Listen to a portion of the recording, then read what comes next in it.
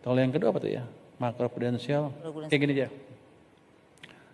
Anda kira-kira takut kan kalau saya injek uang ke sistem, apakah akan menimbulkan inflasi?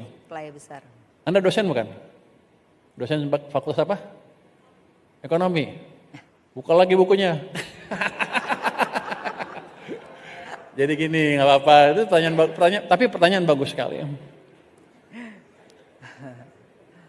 Orang emang itu perdebatan di ilmu perekonomian. Nyetak uang atau menciptakan pertumbuhan ekonomi yang cepat menimbulkan inflasi apa enggak. Itu debatnya namanya neutrality of money, apakah uang netral apa tidak. Ada yang bilang udah pakai rumus-rumus, ya netral. Artinya kalau Anda cetak uang maka Anda akan mendorong inflasi, kira-kira gitu kan. Tapi enggak selalu seperti itu. Karena kalau seperti itu maka Bank Sentral Dunia enggak ada gunanya.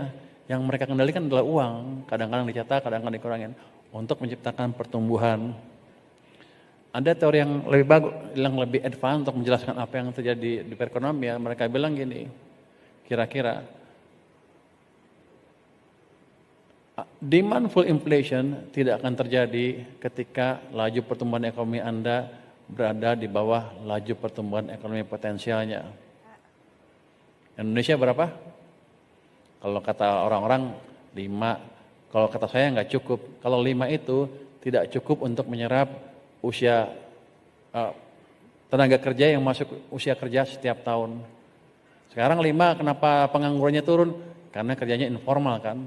Desain ekonomi nggak seperti itu. Kita nggak mau warga negara kita kerjanya di informal. Kalau bisa semuanya kaya di sektor formal. Jadi kita harus ciptakan pertumbuhan yang lebih cepat. Hitung-hitungannya berapa jadi potensial growth-nya. Untuk sekarang mungkin 6,7%.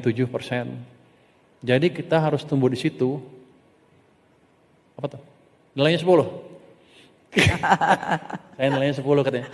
Harus tumbuh di sekitar di 6,7 minimal untuk menyerap tenaga kerja yang masuki usia kerja di sektor formal.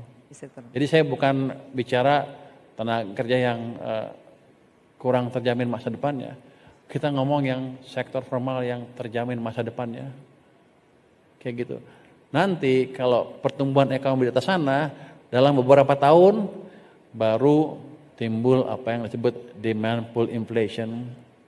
Kalau sekarang terlalu dini, karena selalu setelah krisis kita nggak pernah tumbuh 6,5%. Jadi banyak tenaga kerja kita yang masih nganggur atau kerja pun di sektor informal, bahkan sarjana loh banyak yang seperti itu. Jadi Anda nggak usah takut